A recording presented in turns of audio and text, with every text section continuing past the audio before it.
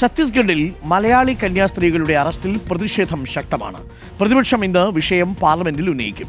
Parliament കവാടത്തിന് മുന്നിലും കേരളത്തിൽ നിന്നുള്ള എംപിമാരടക്കം പ്രതിഷേധിക്കും. അതേസമയം റിമാൻഡിലായ കന്യാസ്ത്രീകൾക്കായി കോടതിയിൽ ഇന്ന് ജാമ്യാപേക്ഷ നൽകും. ഛത്തീസ്ഗഡ് സ്വദേശികളായ യുവതികളെ ജോലിക്ക് കൊണ്ടുപോയതാണെന്നും മതപരിവർത്തനം നടത്തിയിട്ടില്ലെന്നും കോടതിയെ അറിയിക്കും. യുവതികളുടെ മാതാപിതാക്കളെ RPF ഇന്നും ചോദ്യം ചെയ്യും. ആദിൽ പാലോട് ഛത്തീസ്ഗഡിൽ നിന്നും നമുക്കൊപ്പം ചേരുന്നുണ്ട്. Good morning. രാവിലെ ദുർഗ് റെയിൽവേ സ്റ്റേഷനിലാണ് എന്നെനിക്കറിയാം. രാവിലെ കാപ്പിയൊക്കെ കുടിച്ചിട്ട് ഉഷാറായിട്ട് നിൽക്കുകയാണോ? അവിടെ ഒരു കാലാവസ്ഥ മാറ്റമുണ്ടെന്ന് തോന്നുമല്ലേ? ഇവിടുത്തെ പോലെ ഒരു കാലാവസ്ഥയല്ല അവിടെ. പുറത്തിറങ്ങി നമുക്ക് അങ്ങനെ സ്വതന്ത്രമായിട്ട് റിപ്പോർട്ട് ചെയ്യാൻ പറ്റുന്നൊരു സാഹചര്യവും അവിടെ ഇല്ല. പ്രത്യേകിച്ച് ഈ വിഷയത്തിൽ പേരൊക്കെ പറയുമ്പോൾ സൂക്ഷിച്ച് പറയേണ്ടി വരുന്നൊരു സാഹചര്യമുണ്ടെന്ന് തോന്നുന്നു. എന്താണ് ഇന്നിപ്പോൾ ഛത്തീസ്ഗഡിൽ നിന്ന് നമ്മൾ ആ നല്ല വാർത്ത കേൾക്കുമോ? അവർക്ക് ജാമ്യം കിട്ടാനുള്ള സാധ്യതയുണ്ടോ? അതിൽ good morning. Very good morning Arunkumar. ഇവിടെ ദില്ലിക്ക് സമാനമായ കാലാവസ്ഥയാണ്. നല്ല മഴ പെയ്തതായിട്ടുള്ളൊരു സാഹചര്യം ഉണ്ടായിരുന്നു കഴിഞ്ഞ ദിവസങ്ങളിൽ. അതുകൊണ്ട് തന്നെ വലിയ ചൂടും ഉഷ്ണമൊന്നും ഇല്ല എന്നുള്ളതാണ്. ഏതായാലും അരുൺകുമാർ, ഇന്ന് ഈ ചൂടൊക്കെ മാറി ഒരു തണുത്തൊരു വാർത്ത നമുക്ക് ലഭിക്കുമോ എന്നുള്ളതാണ്. മലയാളി കന്യാസ്ത്രീകൾ റിമാൻഡിൽ ജയിലിൽ തുടരുകയാണ്. ദുർഗ് റെയിൽവേ സ്റ്റേഷനിൽ, എനിക്ക് പിന്നിലുള്ള റെയിൽവേ സ്റ്റേഷനിലാണ് ഈ സംഭവങ്ങളൊക്കെ നടക്കുന്നത്. ഇന്നലെ രാത്രി നമ്മൾ ദൃശ്യങ്ങൾ കാണിച്ചു. ആ ദൃശ്യങ്ങൾ ഒന്നുകൂടി നമുക്ക് കാണാമെന്ന് തോന്നുന്നു. ദുർഗ് റെയിൽവേ സ്റ്റേഷൻ്റെ ദൃശ്യമാണ് ഈ കാണുന്നത്. ഇവിടെ വെച്ച് പിടിച്ചു കൊണ്ടുപോയി പിന്നീട് ജയിലിലേക്ക് പോയ 2 മലയാളി കന്യാസ്ത്രീകൾ ഇന്ന് പുറത്തിറങ്ങുമോ എന്ന കാര്യത്തിൽ നിർണായകമാണ് കോടതി ഇടപെടൽ. ദുർഗ് സെഷൻ കോടതിയിൽ ഇന്ന് ജാമ്യാപേക്ഷ നൽകുകയാണ്. ജാമ്യാപേക്ഷ എങ്ങനെ പരിഗണിക്കും എന്നതിനെ അടിസ്ഥാനമാക്കിയായിരിക്കും ഇവരുടെ മോചനം സംബന്ധിച്ചുള്ള തീരുമാനം വരിക. അരുൺകുമാർ, വളരെ പ്രധാനപ്പെട്ട കാര്യം, ഈ 2 പേർ, ഈ 2 കന്യാസ്ത്രീകളും കോടതിയെ അറിയിക്കാൻ ജാമ്യാപേക്ഷയിലൂടെ ഉദ്ദേശിക്കുന്നത്, ഒന്ന് CSI മതവിഭാഗത്തിൽപ്പെട്ട CSI ക്രിസ്ത്യാനികളായ യുവതികളാണ്. അവർ പ്രായപൂർത്തിയായവരാണ്. അതുകൊണ്ട് മനുഷ്യക്കടത്തോ നിർബന്ധിത മതപരിവർത്തനമോ നടന്നിട്ടില്ല എന്ന കാര്യം കോടതിയെ അറിയിക്കാനുള്ള ശ്രമമാവും ഉണ്ടാവുക. ഏതായാലും കോടതി ഇന്ന് എന്ത് തീരുമാനിക്കുമെന്നത് വളരെ പ്രധാനമാണ്. ദുർഗ് സബ് ജയിലിലാണ് ഈ 2 കന്യാസ്ത്രീകളും കഴിയുന്നത്. വെള്ളിയാഴ്ചയാണ് നമ്മളിപ്പോൾ കാണുന്ന ദുർഗ് റെയിൽവേ സ്റ്റേഷനിൽ അനിഷ്ട സംഭവങ്ങളും കോലാഹലവും ഒക്കെ ഉണ്ടാകുന്നത്.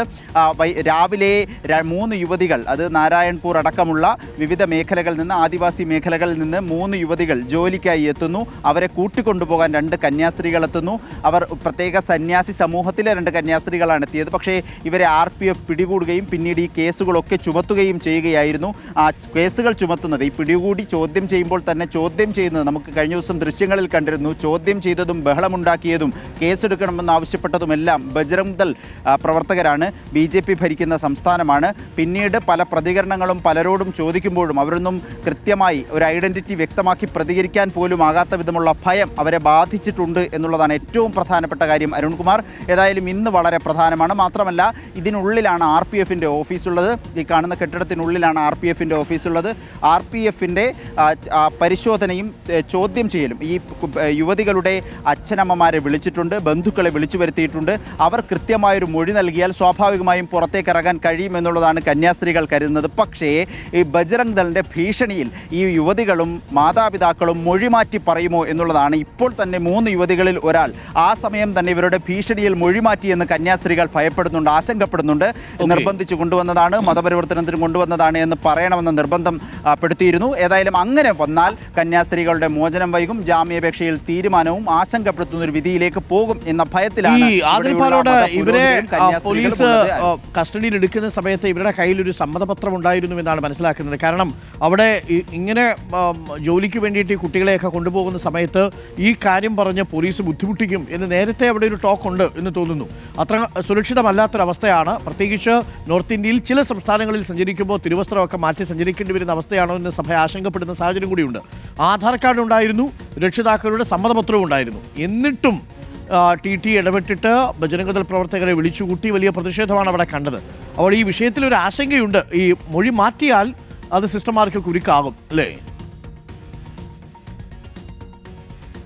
ഉറപ്പായും അരുൺകുമാർ, ഞാൻ ഇതിൻ്റെ തുടർച്ചയെന്നോണം പറയട്ടെ. ഞാനിവിടെ വന്ന് കുറച്ച് മതപുരോഹിതന്മാരെ കണ്ടു, അച്ഛന്മാരെ കണ്ടു, സിസ്റ്റർമാരെ കണ്ടു. അവരൊക്കെ പറയുന്നത് നാരായൺപൂർ എന്നൊക്കെ പറയുന്ന ഭാഗത്ത് ഒരുപാട് മലയാളി അച്ഛന്മാരും മലയാളി സിസ്റ്റർമാരും ഒക്കെ ഉണ്ട്. അവിടെ ഒരു പള്ളി കഴിഞ്ഞ മാസങ്ങളിൽ തകർത്തിരുന്നു, ഒരു അച്ഛനെ ക്രൂരമായി മർദ്ദിച്ചിരുന്നു.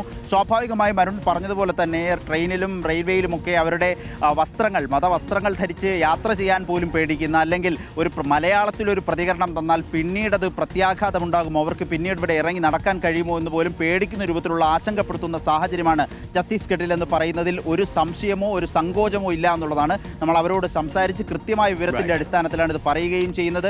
അതുകൊണ്ട് തന്നെ എല്ലാ രേഖകളും ഉണ്ടായിരുന്ന ഒരാൾക്ക് ഈ നമ്മൾ ആ ദൃശ്യങ്ങളിൽ കാണുന്നുണ്ട്, ഒരു സ്ത്രീയാണ്, ബജ്രംഗ് ദളിന്റെ പ്രവർത്തിക്കുക ഒരു സ്ത്രീ അവരെ ഭീഷണിപ്പെടുത്തുകയാണ്. നിങ്ങൾ എന്തിനാണ്, എവിടേക്കാണ് പോകുന്നതെന്ന് നിങ്ങൾക്ക് അറിയുമോ എന്ന് ചോദിക്കുകയാണ്.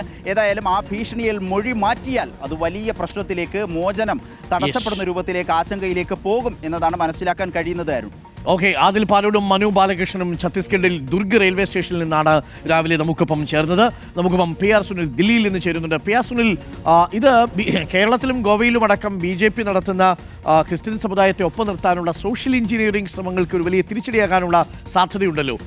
ഇതൊരു വലിയ പ്രശ്നമായിട്ട് കേരളത്തിൽ മാറുമോ? മാത്രമല്ല, ഇത് ദേശീയ തലത്തിൽ ഇതിനനുകൂലമായിട്ട് നിലപടി ഉണ്ടാവാനുള്ള സാധ്യതയുണ്ടോ? കാരണം മുഖ്യമന്ത്രിയൊക്കെ പ്രധാനമന്ത്രിക്ക് കത്തയക്കുന്ന സാഹചര്യം ഉണ്ടായി. ദേശീയ മാധ്യമങ്ങൾ പലതും ഈ വിഷയം വലിയ രീതിയിൽ തന്നെ ചർച്ചയ്ക്കെടുക്കുകയും ചെയ്തിട്ടുണ്ട്. പക്ഷേ ഈ മൊഴി വളരെ നിർണായകമാണ്. മൊഴി ബജ്രംഗ് ദൾ പ്രവർത്തകർക്ക് മാറ്റാൻ സാധിച്ചിട്ടുണ്ടെങ്കിൽ തീർച്ചയായിട്ടും ഈ കന്യാസ്ത്രീകൾക്കെതിരെയുള്ള ആക്ഷേപം നിലനിൽക്കുകയും അവർ പുറത്തിറങ്ങാൻ പറ്റാത്ത സാഹചര്യം ഉണ്ടാവുകയും ചെയ്യും. അപ്പോൾ ആ അർത്ഥത്തിൽ ഇത് BJPയുടെ ഒരു സോഷ്യൽ എഞ്ചിനീയറിംഗ് രാഷ്ട്രീയ നീക്കത്തിലേക്ക് തിരിച്ചടി കൂടിയാണോ ഛത്തീസ്ഗഡിൽ നിന്ന് വരുന്ന വാർത്തകൾ? PR സുനിൽ.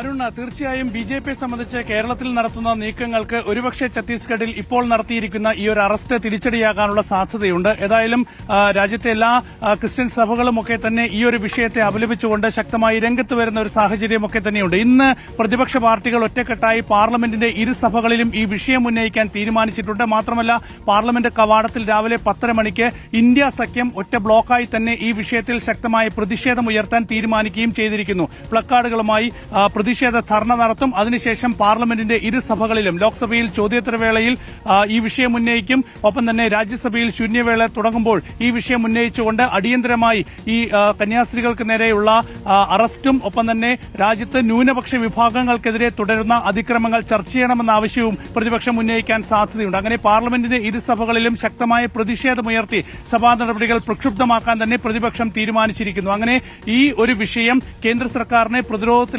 രാഷ്ട്രീയമായി പ്രതിരോധത്തിലാക്കുന്ന നീക്കമായി മാറ്റാൻ പ്രതിപക്ഷം ശക്തമായ ഒരു പ്രതിഷേധവുമായി മുന്നോട്ട് പോകാൻ തീരുമാനിച്ചിരിക്കുകയാണ്. അരുൺ ചൂണ്ടിക്കാണിച്ചതുപോലെ തന്നെ കേരളത്തിൽ നമുക്കറിയാം വലിയ രാഷ്ട്രീയ നീക്കം ഈ ക്രിസ്ത്യൻ വോട്ടുകളിൽ കണ്ണുവെച്ചുകൊണ്ട് BJP നടത്തുന്നുണ്ട്. അപ്പോൾ നമുക്കറിയാം നിയമം സമരത്തിലൊക്കെ തന്നെ BJP ദേശീയ നേതൃത്വം എടുത്ത നിലപാട്, BJP ദേശീയ നേതാക്കളൊക്കെ ഈ നിയമത്തെത്തുകയും അവിടുത്തെ സമരക്കാർക്ക് പിന്തുണ പ്രഖ്യാപിക്കുകയും ക്രിസ്ത്യൻ വോട്ടിലൊക്കെ തന്നെ കണ്ണുവെച്ച് വലിയ രാഷ്ട്രീയ നീക്കം കേരളത്തിൽ നടത്തുന്ന ഒരു സാഹചര്യമൊക്കെ തന്നെയുണ്ട്. പക്ഷേ കേരളത്തിന് പുറത്തുള്ള ഓരോ സംസ്ഥാനങ്ങളിലെ സാഹചര്യങ്ങൾ പരിശോധിച്ചാലും നമുക്കറിയാം ക്രിസ്ത്യൻ സ്ഥാപനങ്ങൾക്ക് നേരെയും മിഷണറികളുടെ പ്രവർത്തനങ്ങൾക്ക് നേരെയും വലിയ അതിക്രമമാണ് പലയിടങ്ങളിലും നടക്കുന്നത്. പ്രത്യേകിച്ച് മധ്യപ്രദേശിൽ, ഉത്തർപ്രദേശിൽ, ബീഹാറിൽ, അതുപോലെ തന്നെ വടക്കുകിഴക്കൻ സംസ്ഥാനങ്ങളിലൊക്കെ തന്നെ വലിയ ആക്രമമാണ് പള്ളികൾക്ക് നേരെയും ചർച്ചുകൾക്ക് നേരെയും മിഷണറി സ്ഥാപനങ്ങൾക്ക് നേരെയും ഒക്കെ തന്നെ നടക്കുന്നത്. അപ്പോഴും കേരളത്തിൽ അങ്ങനെയൊരു സാഹചര്യമില്ല എന്ന് ചൂണ്ടിക്കാണിച്ചുകൊണ്ട് കേരളത്തിൽ ക്രിസ്ത്യൻ വോട്ടുകളെ സ്വാധീനിക്കാനുള്ള നീക്കം BJP നടത്തുകയും ഒക്കെ തന്നെ ചെയ്യുന്നു. പ്രത്യേകിച്ച് കഴിഞ്ഞ ലോക്സഭാ തെരഞ്ഞെടുപ്പിൽ കിട്ടിയ പിന്തുണയുടെ അടിസ്ഥാനത്തിൽ. അപ്പോഴാണ് ഇപ്പോൾ ഛത്തീസ്ഗഡിൽ 2 കന്യാസ്ത്രീകളെ മനുഷ്യക്കടത്തും അതുപോലെ തന്നെ മതപരിവർത്തനവും ചൂണ്ടിക്കാണിച്ച് അറസ്റ്റ് ചെയ്തിരിക്കുന്നത്. തീർച്ചയായും ഇത് പ്രതിപക്ഷ പാർട്ടികൾ വളരെ ശക്തമായ പ്രതിഷേധമായി ദേശീയ തലത്തിൽ ഉയർത്തുമ്പോൾ അത് BJPയെ സംബന്ധിച്ച് കേരളത്തിലടക്കം നടത്തുന്ന നീക്കങ്ങൾക്ക് പ്രതിസന്ധി ഉണ്ടാക്കുന്നത് തന്നെയാണ്. ഓക്കെ, താങ്ക് യു PR സുനിലാണ് ദില്ലിയിൽ നിന്നും വിവരങ്ങൾ നൽകിയത്. ആദിൽ പാലോട് ഛത്തീസ്ഗഡിലെ ദുർഗ് സ്റ്റേഷനിൽ നിന്നാണ് രാവിലെ ഇക്കാര്യത്തിലുള്ള കൂടുതൽ അപ്ഡേറ്റുകൾ പ്രേക്ഷകരിലേക്ക് എത്തിച്ചത്. ചുരുക്കത്തിൽ ഒരു കാര്യം ഉറപ്പാണ്, മൊഴി മാറ്റിയിട്ടുണ്ടെങ്കിൽ തീർച്ചയായിട്ടും ജാമ്യം കിട്ടാനുള്ള സാധ്യതയില്ല. മതപരിവർത്തനവും അതേപോലെ തന്നെ മനുഷ്യക്കടത്തുമാണ് ഇവരുടെ പേരിൽ ചുമത്തപ്പെട്ടിരിക്കുന്നത്. എന്നാൽ ഇന്നത് പാർലമെന്റിനകത്തും പുറത്തും ഒരു രാഷ്ട്രീയ വിഷയമായി ഉയർത്താൻ പ്രതിപക്ഷ MP-മാർ ശ്രമിക്കുകയും ചെയ്യും. അത് BJPയെ സംബന്ധിച്ച് ചുരുങ്ങിയപക്ഷം കേരളത്തിലും ഗോവയിലുമെങ്കിലും തിരിച്ചടിയാക്കാനുള്ള സാധ്യത തള്ളിക്കളയാൻ കഴിയില്ല. പ്രത്യേകിച്ച് തെരഞ്ഞെടുപ്പ് അടുത്തിരിക്കുന്ന സാഹചര്യത്തിൽ കേരളത്തിലെ മിക്കവാറും എല്ലാ പുരോഹിതന്മാരും ഈ വിഷയത്തിൽ ശക്തമായി പ്രതികരണം നടത്തുകയും ചെയ്തിട്ടുണ്ട്.